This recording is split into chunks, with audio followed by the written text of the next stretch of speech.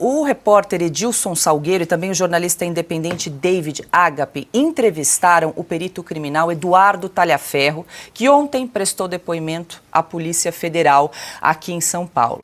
Então, uma das perguntas foi a seguinte: por que o senhor decidiu conceder essa entrevista?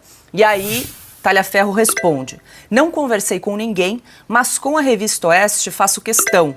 Sei a perseguição que vocês sofrem. Eu conheci a Revista Oeste pelo TSE.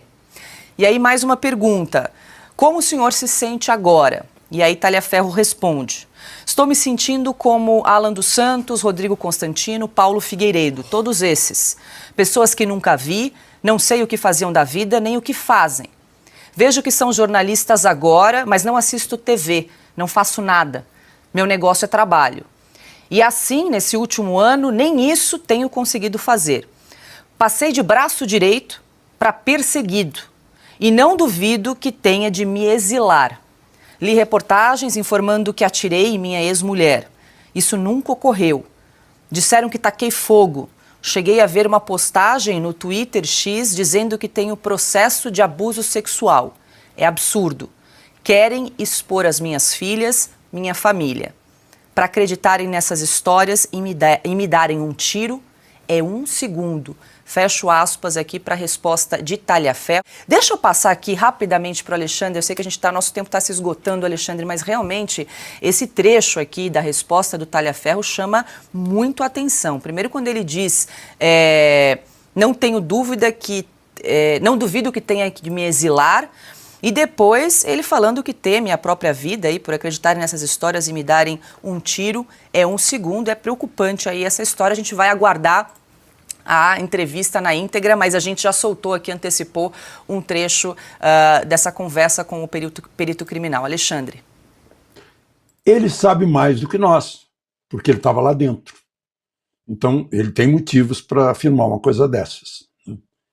Não custa lembrar, ele viu o parágrafo 2º do artigo 220, é vedado todo e qualquer tipo de censura, política, ideológica, artística, é vedado.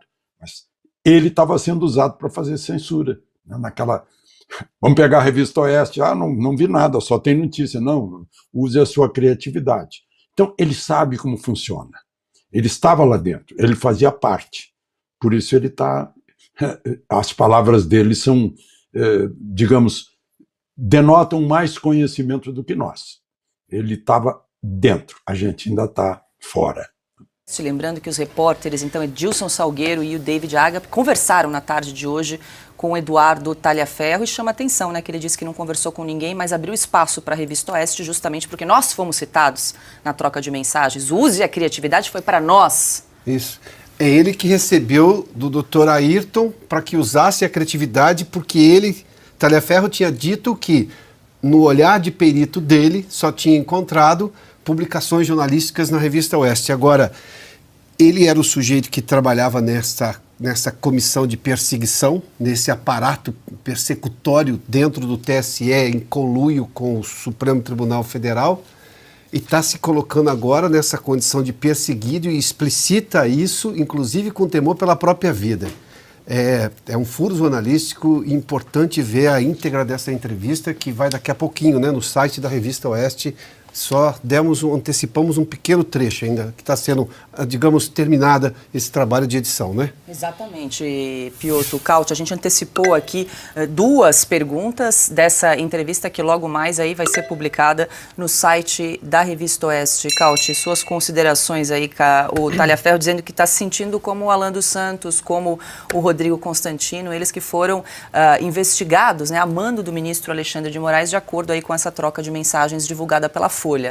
E ele fala outra coisa muito interessante: provavelmente terei que me exilar. Teremos mais um exilado político brasileiro, dessa vez um dos mais próximos colaboradores do ministro Alexandre de Moraes.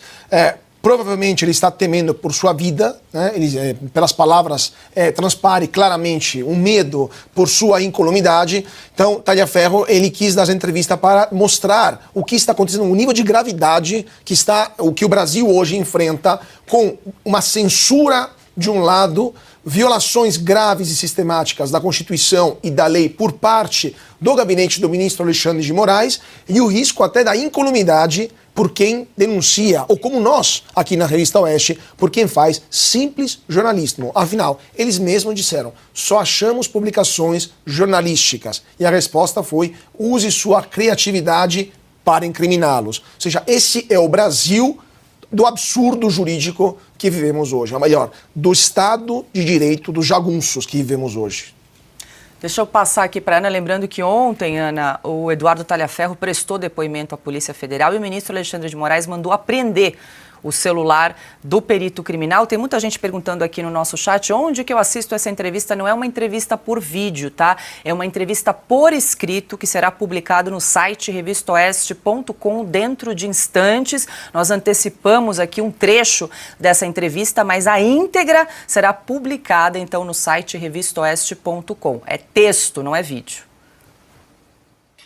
Tá, Paula, agora eu vou levar as palavras do Talhaferro com um pouco de ceticismo, né? Como os americanos falam aqui, a grain of salt, um pouquinho de sal, porque ele precisou ser perseguido para falar isso tudo. Se não fossem os 6 gigabytes publicados, né, até agora, pouco, né, publicado pelo Glenn Greenwald, ainda tem muita coisa, né, para ser publicada, ainda tem muita flecha para tirar, não é isso? Não foi assim que um certo ministro do Supremo disse? Será que ele viria à tona? Eu acho que ele entrou agora, ele viu que a perseguição, assim como a Revolução Francesa, eu sempre cito esse caso aqui porque a história nos ensina muito, a Revolução Francesa uma hora chegou, né? As guilhotinas chegaram para os jacobinos. Eu acho que ele entrou no modo de autoproteção e ele sabe que a Revista Oeste nós vamos publicar o que são fatos, nós publicaremos fatos jornalísticos e a verdade, como ele muito bem disse, né? E viu, eu procurei ali, mas só tinha fatos jornalísticos. O problema é a continuação do diálogo. Use a criatividade e o outro respondeu, vou dar um jeito, risos. Então, é um modo de autoproteção. A guilhotina começa a chegar nos jacobinos.